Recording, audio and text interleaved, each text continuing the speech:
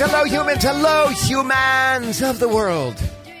Hello, it's me, Ellie Krug, on Ellie 2.0 Radio and lovely AM 950, speaking to you from the bunker in Eden Prairie, Minnesota. How are you? Happy Saturday. I am thrilled, just thrilled to be here. Of late, we have been bringing you, I think, if I do say so myself, some phenomenal shows about idealists and idealism. And I think that this show will certainly continue that trend. The big interview is with Mikki Morrissette, publisher and editor of Minnesota Women's Press. She will be talking about a new initiative the publication has undertaken. MWP, as we call it, is the oldest feminist publication in the country. And lucky us, it's headquartered right here in the Twin Cities.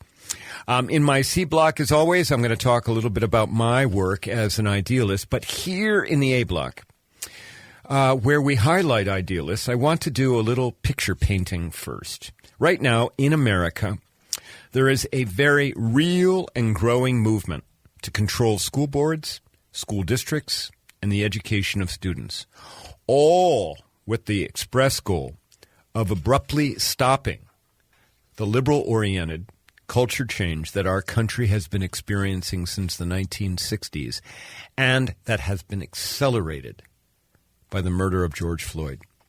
Part of this pushback is coming from the top, such as in Florida with Senate Bill 148, also called the Freedom Bill, which bars any teaching that could make students feel responsible for any historic wrongs because of their skin color or their sex or national origin. This bill not only applies to teachers, educators, but it also applies to employers. And I have no doubt it's going to pass in Florida.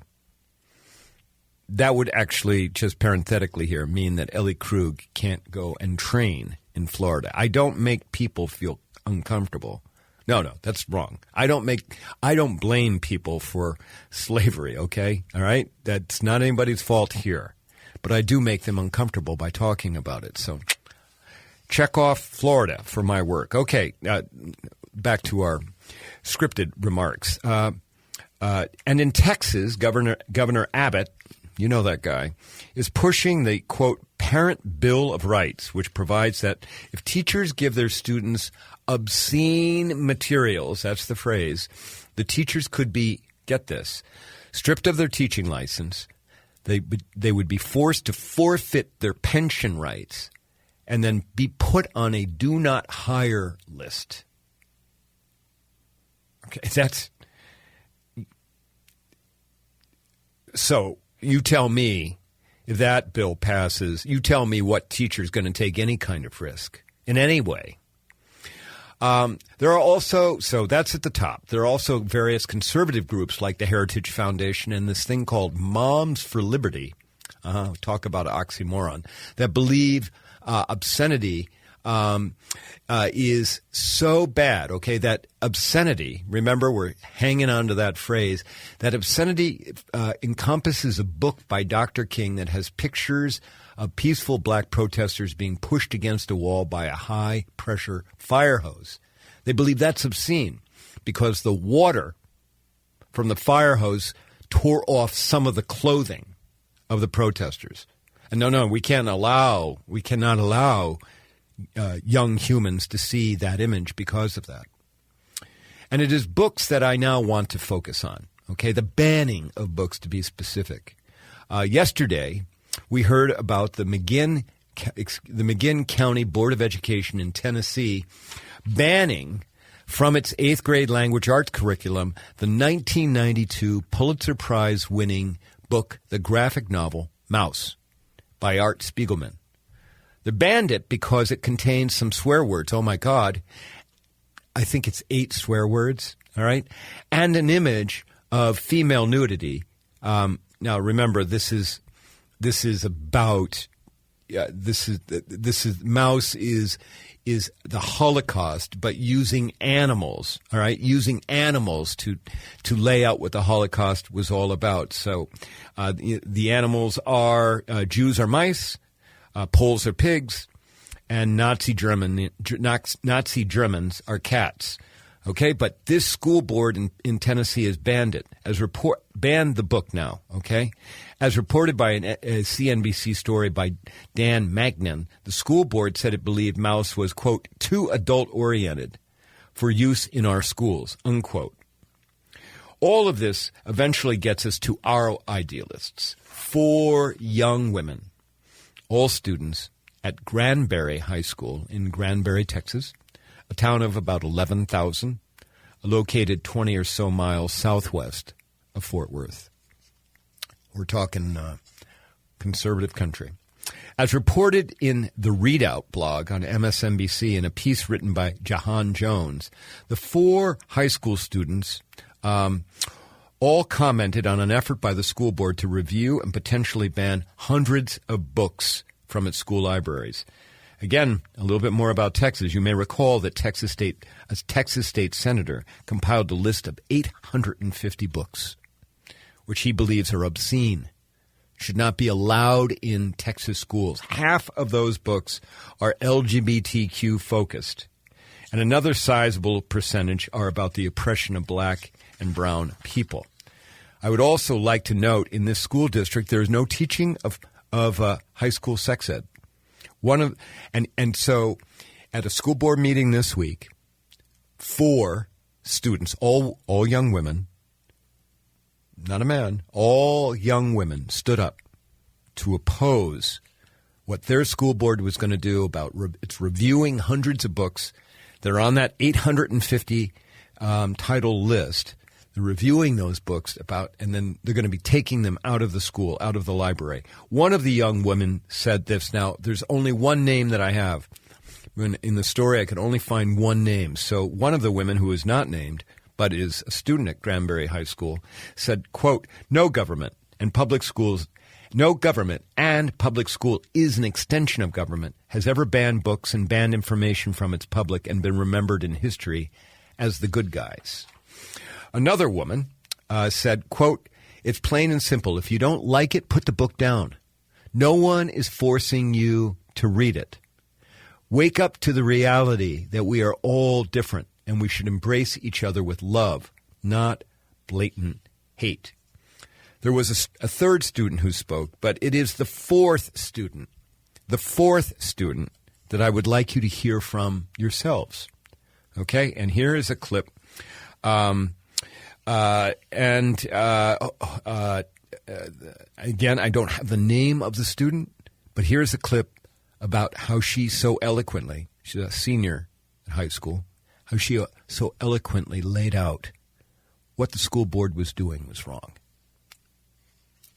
Senior at Granbury High School. Whenever I first heard about this book banning, or we are aware that it's not a book banning, but more of a book review, we do know that, I didn't really, at first, I didn't care all that much because I'm a senior. I graduated in 4 months. And I thought nobody really goes to the library much anymore. But now, more that I thought about it, the more I realize how ridiculous this is. I am queer, I am brown, and I'm very proud of that. And I am well aware of the censorship that has happened to my people over the centuries. I'm well aware of this, and I think it is horrible. And I don't think that little children should be shocked or disgusted by our identities and by the books, and even people who don't identify with those identities. There were books. One was called I'm Pregnant, Now What Do I Do? For teen pregnancy, sexual education, which we don't have at the high school. We have no sex ed.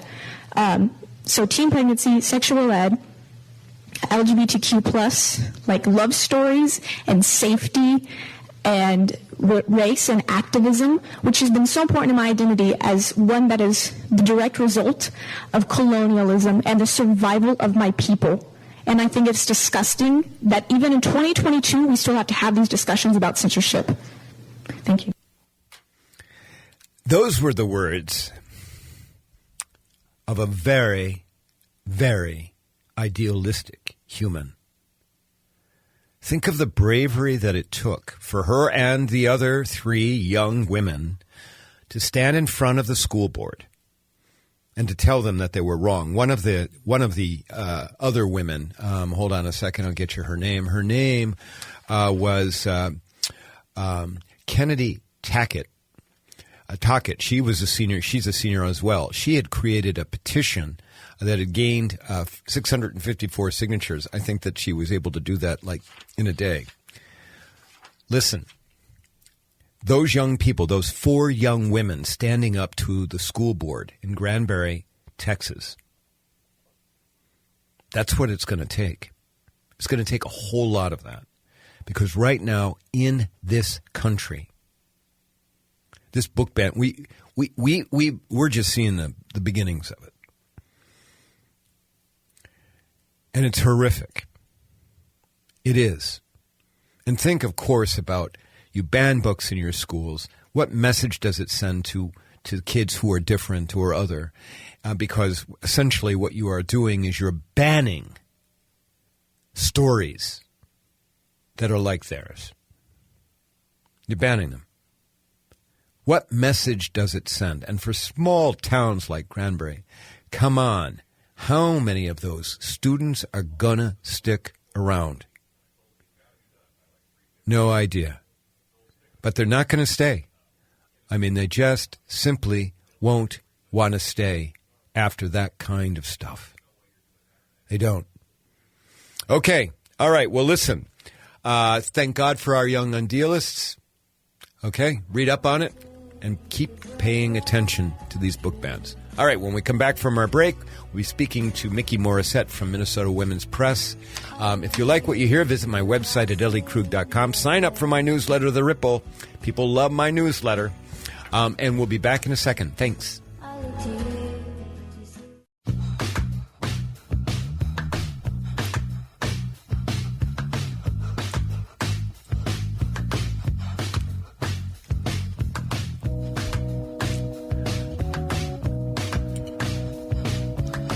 And we're back to Ellie 2.0 Radio. Ellie Krug here. All right. Now, check out literally what's going on across the country about all of those book bans. And our young idealists, they are, as I said, they are models for all of us. So there you go. All right. Now it's the big interview, and I am just absolutely thrilled to have Mikki Morrissette, the publisher and editor of Minnesota Women's Press, here on the line with me. Mikki, are you there?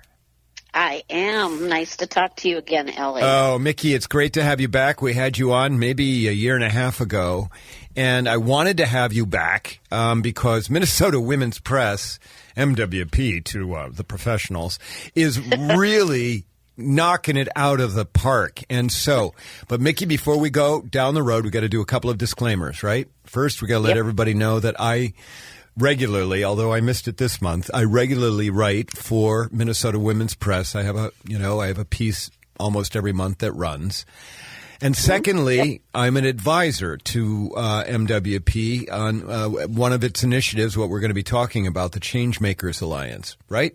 Yep, that's right. And I'd also add you were instrumental in our January issue, which was about fear. That was really an idea that came from you, and it was a very popular issue. People loved the fact that we were bringing up the fact that fear is something we don't talk about enough, and you're the one that said we needed to do it. So thank you for that. Oh, Mikki, thank you.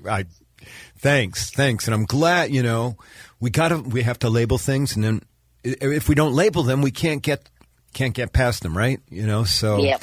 Okay. Yep. Well, listen, Mikki, give us the 1 minute 211 explanation about MWP. It's the oldest feminist owned publication in the country, but tell us more about it. Yep. Thanks, Ellie. Yes, we're the longest-running continuously published feminist publication in the country, started in 1985. I took over as publisher and editor 4 years ago. My big initiative at the beginning was to get much more broad about our diversity of storytellers and topics, which we have been doing, and to improve the website, which we have done. And Hold on. I'm going to interrupt you right there. Prove the website. Let everybody know what happened last night, okay, about your website. Last night we got awarded by the Minnesota Newspaper Association first place in our division for our website, for womenspress.com, which is really wonderful. Our photographer, Sarah Whiting, also got a prize, an award for her portrait photography. Yes. And a lot of the website, in addition to the amazing stories that we get to profile all the time, it also includes a lot of wonderful photography from Sarah. So she was there last night for an actual live ceremony. And yes, we're very proud, very, very proud that our website. Absolutely. I just had, Mikki, I just had to stop you right there, okay, and let everybody know. All right, keep going on with your explanation about MWP. Yep. So my third initiative that I wanted to do when I bought the publication was to expand more conversations into greater Minnesota. We were preparing to do that when the pandemic hit. So that, of course, stopped our ability to do in person.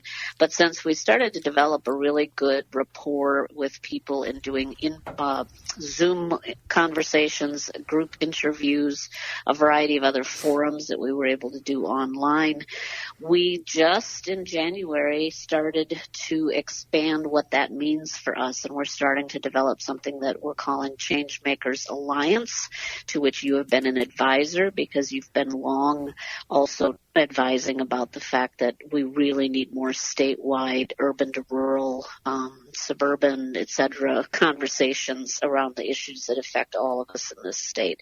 So Changemakers Alliance is trying to take a step beyond storytelling to actually gather people in conversation on a regular basis and take action steps together. And we kicked it off a couple weeks ago, and it's exciting. There's a lot going on around it. Well, it is, and let's just make sure we get clear. If listeners want to find out more about MWP, give the website address, would you, and tell them how they can find it online. Yep, thanks. Womenspress.com is our general website. The Changemakers Alliance that we'll be talking about is at womenspress.com/changemakers-alliance. Okay, great. All right, and the nickname for Changemakers Alliance is Call, right? Call, yeah. Okay, so let's talk about this. All right. First of all, kind of lay the land out here for us as to what's going on in our state. You've got feelers out in different parts of the state. You've developed relationships with a lot of women, but also some men in other parts of the state. Give us the landscape as you're seeing it right now about what's going on relative to us communicating and how we're so divided. Yeah, there's so many different things to talk about there. As you know, there's a lot of polarization all over the country and certainly in our state as well around how to deal with public safety, where to put our state budget, which of course we have a surplus to decide this year, how to divide that between education, mental health, the housing crisis, public safety issues.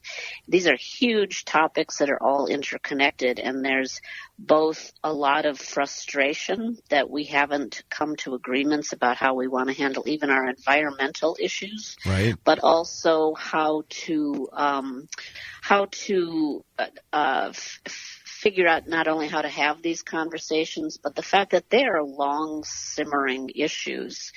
And it's also, we're all tired and weary about how we're handling the racism and achievement gaps and everything else that we're facing, lack of affordable housing. So it's time to really roll up our sleeves in a more serious way, and that means just going beyond just talking about things and sharing stories about things and really connecting all around the state about how to actually make a difference in these things. So a lot of Changemakers Alliance has come about from what I've heard about the frustration people have about the slow pace, but also the excitement in the local communities about what people are able to do about even welcoming new refugees. We've got right. Afghan refugees coming in. So there are there's a lot of excitement, as you know. That's why I love Women's Press. We're always just talking to women who have solutions and are working towards solving problems. Now we're going to try to bring more of them together in the same room. You know, it's so necessary and it is so needed. I know that you have had the ear of the governor on occasion. Am I right about that? Yeah, we had a conversation last year along with Peggy Flanagan, and in a collaborative conversation that we did with the uptake, related to, especially my questions were related to healing trauma. I also connected last week with some legislators to be able to ask something around the gun violence issues that we're facing and the priorities as we enter a new legislative session. Good. All right. Well, Mikki, we're going to have to take a break. But when we come back, I want to talk more about Changemakers Alliance. I also want to talk more about what you have been hearing about fear. Okay, because I think it's just so important that we just start talking about that, because it permeates our state. It's not just people in the cities that are afraid, or people out in rural areas. Everybody is afraid. Okay. All right. Listeners, we'll be back in a second. You're listening to me, Ellie Krug, on Ellie 2.0 Radio. And we'll be back. Thanks. And she was lying in the grass, and she could hear the highway breathing, and she could see it in how long till my soul gets it right? Did any human being ever reach that kind of light? I call on the resting soul of Galileo, king of night. And we're back. Ellie 2.0 Radio on lovely AM 950. We're in the midst of the big interview with Mikki Morrissette, the publisher and editor of Minnesota Women's Press. Mikki, before we took our break, you started to talk about the Changemakers Alliance, and also about your recent issue. You talked about you wanted to go and address the question of fear, and talk to me a little bit more about how fear is playing into all of this, all of the division. What? Yep. How is that all interrelated? Yep. Yeah, fear, as we've had a lot of conversations in the past year about how fear drives so much of what we do and don't do.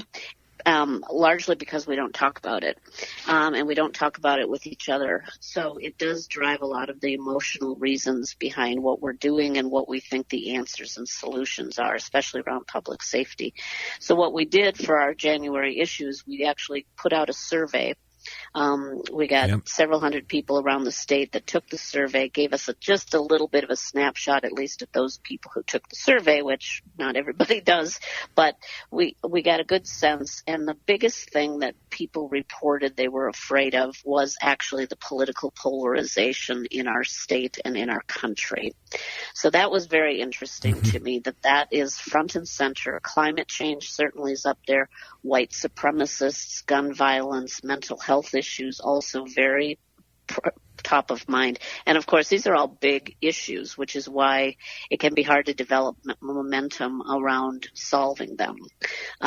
So part of the next step then is we did this issue in January to kind of unpack it a little bit. And what we're going to do in 2022, which we're calling the Year of Solutions, is to use the new Changemakers Alliance, the call groups and teams to really talk each month in their own subgroups about whatever issues they're most interested in talking about and working towards figuring out solutions. What I can tell you is that in the very first conversation we did in January, a couple of the women, and it included people from, at this point, 36 cities around the state. So I was really pleased. I love it. Love it. Okay, go on. All over. And two of the women, one who lives near the South Dakota border and another woman that lives in Blaine, nobody knew each other, and they started talking about the fact that one of them is a clinical psychologist. She is so concerned about the mental health issues that we're going to have even after the pandemic lifts, if that happens. and that she said there's just not going to be enough therapists in the world to deal with the emotional fallout of what we've been going through the last few years, how the polarization and the fear from last year's insurrection, all of that stuff that we just are not unpacking, what impact that has. And we're not going to be able to all have one-on-one sessions with therapists. So what is it that we can do as a community to create better health around all the trauma we're experiencing? And, of course, all of the generational trauma we have never unpacked well or dealt with well. So this is kind of what Changemakers Alliance is all about. It's kind of I've always thought I'm an experimental kind of journalist. I've been involved in journalism for decades, and for me, you wrote a groundbreaking book, Mikki. Yes. About single parenthood. So that was pretty experimental. Yep. So there you go. Yes, it was. And so for me, the biggest frustration, because I'm later in my career now, and as I think about the years that I have to do what I have with this storytelling vehicle, it's really about how to put the storytelling in the hands of community. We've been very good at being able to recruit and network and build trust with a lot of diverse voices over the last few years. But what I also want to do is try to create a structure so that there is much more input. The big thing is usually on traditional newsroom, it's a small group of editors and reporters on a beat that decide what the stories are, and then they go out and tell them as kind of almost a day-to-day compilation. Well, what we want to do with the uniqueness of the first-person narratives we have with Women's Press is have many more people all around the state involved in that process of figuring out what the stories are. So that's what we're aiming for starting this year. Well, and that's great ownership, of course. And, once people start to, Mikki, once people start to feel that they have some sense of ownership, they have some maybe even minuscule input on change, on getting things better, they become so much more invested, don't they? And then it's contagious, because then they share that within their circles. And other people think, okay, well, maybe we can do that. Mikki, I got to tell you, the most important thing I've heard you say, you've said a lot of stuff that's important, but it's the 36 cities, Mikki. Yeah, I was so pleased. I was so pleased. And, the idea is that word of mouth, because what we want to do, we're not trying to blanket the whole state. We really wanted people to show up who were so engaged with what we were trying to build that they were first in the door. And then we bit by bit, it doesn't have to be huge at the beginning. We get really acquainted with each other, build those relationships, and build that trust with each other. And then we keep expanding. We keep getting more people to sign up. It's actually going to be a membership-driven model. So we have beginning members already doing $5 a month to help support. I've talked to several great candidates this week who are going to help me build this. We've got foundations interested in potentially providing support. We actually were just submitted for a second round in a national competition. We're one of 10 involved in new civic engagement media that got recognized as one of 10 that now we'll find out if we win money from that. I think it's an idea that people, including in the media industry, are ready for, is trying to create stories that are beyond just the day-to-day reporting that we're so used to. Well, and so the $5, though, okay, is that to support MWP, or is that to support the Changemakers Alliance? It's to support Changemakers Alliance. Okay. We need, we have the magazine itself has a team of 5 people plus all the freelance writers we work with and copy editing, et cetera. So Changemakers Alliance needs a new group of people involved. And of course, we're still digging out of the pandemic revenue loss. So this is new. It's to be able to bring in what we're calling a collaboration editor, a series of project team leaders, develop better website tools, do video editing. Actually, I just we've talked with, we may be working with a group of foster youth who have graduated out and have them be reporters. Wow. Talking about experience and trauma. There's a lot of ways to be able to do this, but it is going to need more people to help, and then have them work on the newsletter and work with me on really getting to know members all around the state. So hold on, because I right now I know that there are listeners that are like, okay, the $5, how do I do that? So how does somebody donate $5 a whole? We're not even talking like a top end latte. How do how do we do that? How do we? And by the way, I will be signing up for it. So as soon as you tell me how to do it, so go ahead. Cool.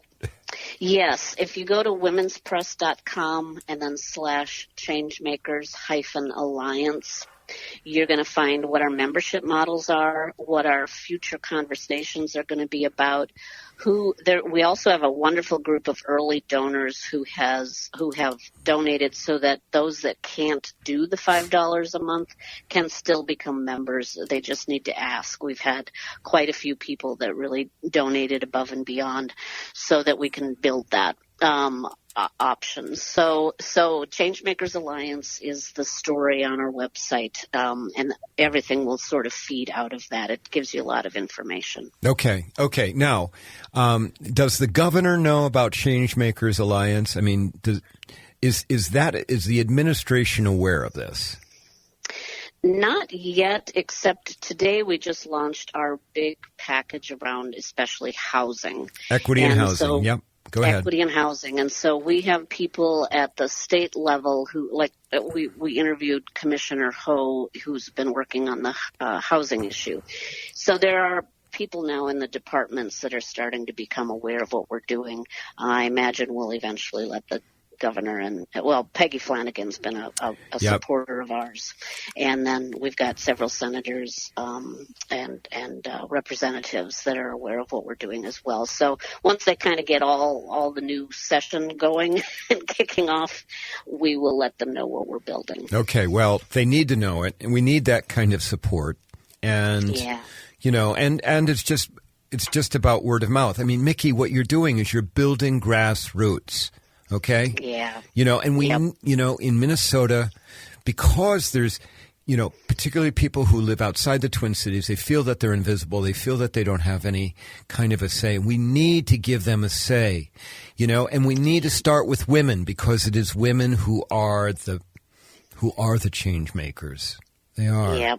Yep. So. I mean, a big part of the value of what we're able to build because of the network of women is we're very collaborative in nature, very cooperative. It's not about competition. It's not about who has the best idea that just gets to get all of the money. It's about how do we do this so that more people can be involved, that have a voice, and that can really help solve things as a group. So that's a big part of it. I would also say, we're both frustrated in general and weary because there are so many big things. But the other thing that, as you know, is great is when you talk to all of the people who are on the ground doing things, it just fills you with hope and inspiration about the fact. I mean, that's what I've always loved about the stories I do with Women's Press is I'm just all automatically talking to people who are doing amazing things in their communities or around their issues. And I've always thought it was sort of unfair that I get access to all of these people. And that's what kind of led to this also, is if we could all get into virtual rooms as we're doing now, and eventually some in-person conversations, and recognize how many of us are lights in the world, that will help the fact that it's kind of exhausting sometimes. Well, there are so many people that are lights. And actually, I believe everybody has a story. Everybody has a story. And when we start to hear those stories, we're like, wait a minute, this person isn't really that different than me, Yeah. And that's how we break down those barriers. All right, Mikki, I've got a minute. That's all I've got left. Tell us again why you're an idealist. What made you an idealist? Yep. I am an idealist because I do believe, as you do, that people are good at heart. And the reason people aren't always acting that way is, as you know, largely because of fear. And if we can kind of unroot and have conversations with each other as real people, as opposed to just political conversations and issues and lightning rods, that is what brings us together. We see it collectively. I was in, New York for 9/11. I saw so much of the what came together at that point. That's what people are and are capable of. So for me, and because I'm a storyteller, I'm always just able to see the things that people have stories to share and how important that is in that relationship of things.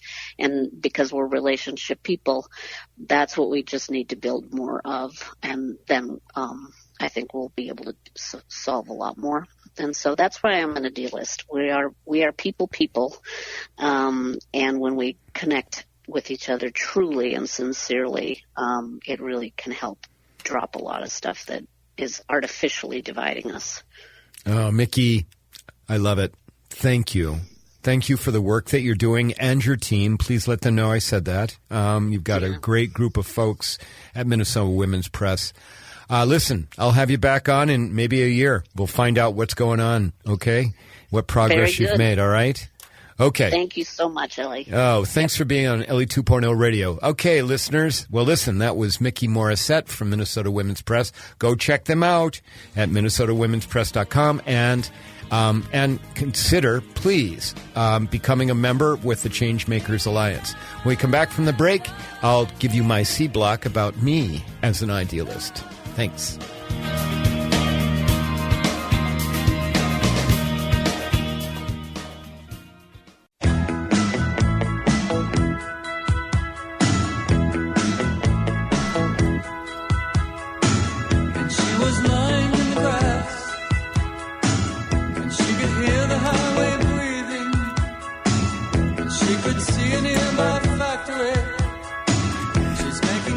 And we're back. Ellie 2.0 Radio. Mikki Morrissette. You know what? I am just so thankful that, first of all, that she likes my writing and allows my writing to be on their website. If you actually go to Minnesota Women's Press right now, you will see that she actually reprinted parts of my newsletter, The Ripple. And so just honored that she thinks my writing is worthy to share with the world.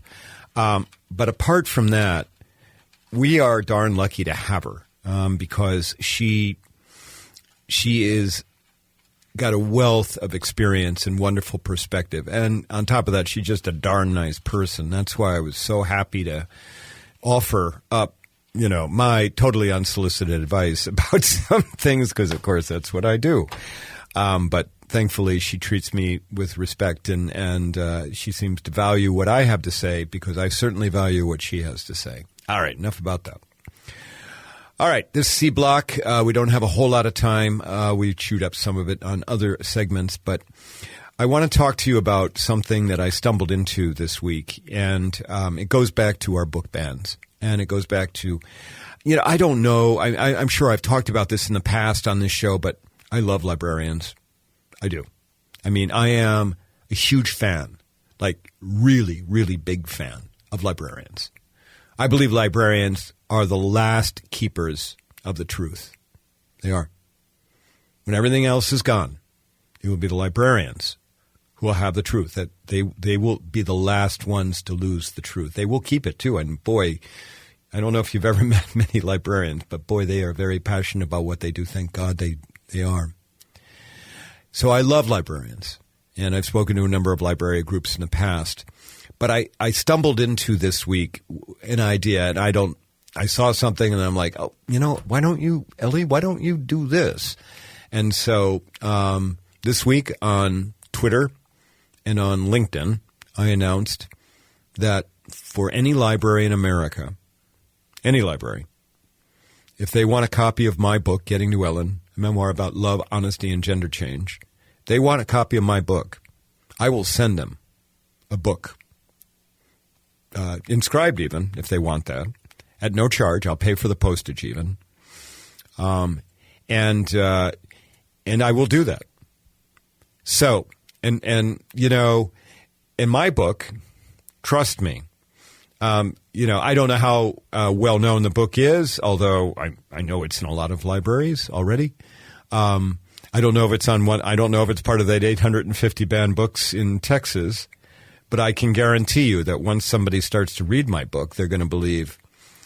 Some people will believe that it's not appropriate for any human, okay? Because of course it's about a topic about being transgender and about, you know, trying to figure things out in my life, and about some of it's about love, there's a little bit of sex in it, not a whole lot, but I do use, you know, words about body parts that I'm sure would be, you know, threatening to prurient minds. But so I put that out there, and listeners, if you're a librarian and you want a copy of my book in your library, reach out to me at Ellie J. Krug. Remember to include the J, ellieJkrug@gmail.com. Let me know. We'll make it work. And if you know a librarian, please let them know about my offer. I've got to figure out a way to get this offer even larger so that it gets out to the world more than what it is just simply on LinkedIn and Twitter. Yes, I'll put it on Facebook. You know, beyond that, I don't know how I'm going to get the offer promoted, but well, I'll put it on the Human Ripple Works Inc. website. That is a nonprofit that I'm related to. That also helps to support my work. But you know, and it's really not much to do this, but I'm going to do it. And I'm working on book 2, and when book 2 is done, I'll do the same thing when book 2 comes out. You know, we just have to use our imaginations, but most of all, we need to use our energy. You heard Mikki talk about the divide. That's the thing that everybody's afraid of, more than anything else. They're afraid of the political divide and what it may mean for our country. We will not be able to get past that fear without being brave. Without using our imagination. Think of those 4 idealists in the A block. The courage. It's the only way we're going to get there, everyone. And I have my moments where I do worry whether we collectively have the courage. So, maybe sharing my book and my story, maybe it will help someone. Certainly it makes a statement. Okay, well, listen, that's the end of our show. I hope you have enjoyed it. For the next couple of shows, I'm going to be live. You'll hear me live. You'll be able to call in and talk to me. So there you go. A big thanks to my producer, Patrick. He's had to do a little bit of math again today, but Patrick always comes through. And to my listeners, to you, a big thanks. I am hearing from people literally across the world who are listening to this show. Tell others about it, please. Share about this work. Share about the fact that we have so many idealists in the world that people are willing to try and work to make the world a better place. And for you, specifically, listener, between now and next week, go out and do something, please, to try and make the world better. Thanks so very much. Talk to you next week. Ellie Krug, signing out. Bye. Well, then I guess I just